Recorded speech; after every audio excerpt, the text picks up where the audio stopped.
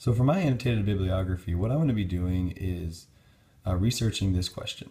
What are the effects of the guided notes on student achievement compared to other styles of note-taking? So what you should be doing right now is on your piece of paper, filling out in the blanks with the words that are bolded and in red. Basically, the reason that I chose to do this research question is because I teach social studies and I do a lot of note-taking. And I've noticed that certain styles of notes tend to allow students to do better on like assessments and independent practice when we go forward. So guided notes are teacher-prepared handouts that guide a student through a lecture with standard cues and specific space in which to write key facts, concepts, or relationships. Basically, guided notes allow students to have something on their paper so that when they look at the board and they see lots of words and lots of things they need to write down, they already have kind of like a structure that they can just fill into.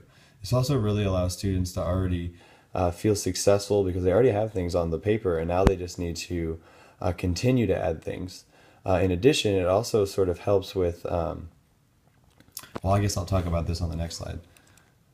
But basically, yeah, what I was saying is that it really just provides this structure on the paper that they can use to look at the board and then write down information.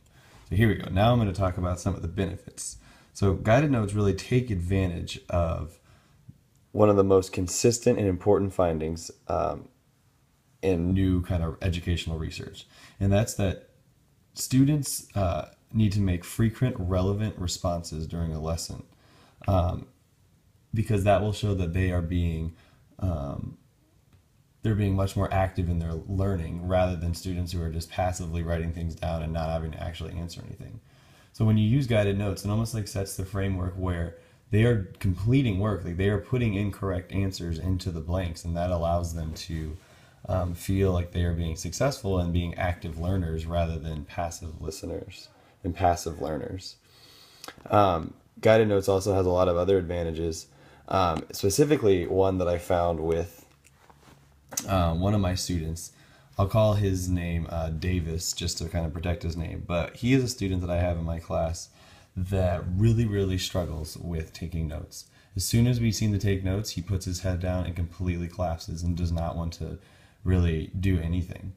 But what I have found that when I put guided notes in front of him, he already feels like he has something on his paper, and I've said that before, but I can't undervalue that because he feels like it's not overwhelming. He already feels like, oh, look, I just have to read on my paper and then I can just fill in the words that my teacher is saying.